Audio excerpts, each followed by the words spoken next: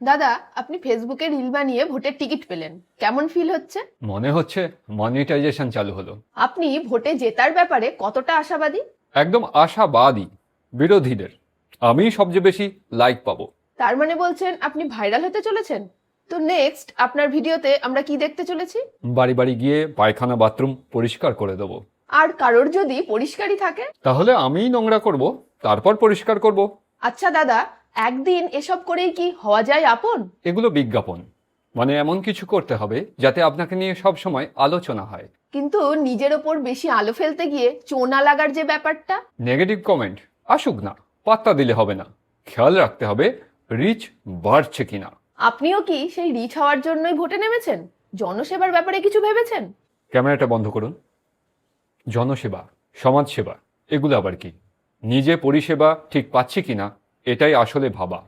আচ্ছা, অফ ক্যামেরাতেই জানতে চাই, ভোটে জিতে আপনি কি আর রিল বানাবেন? তখন লোকে আমাকে নিয়ে রিল বানাবে, আমি লোককে বোকা বানাবো।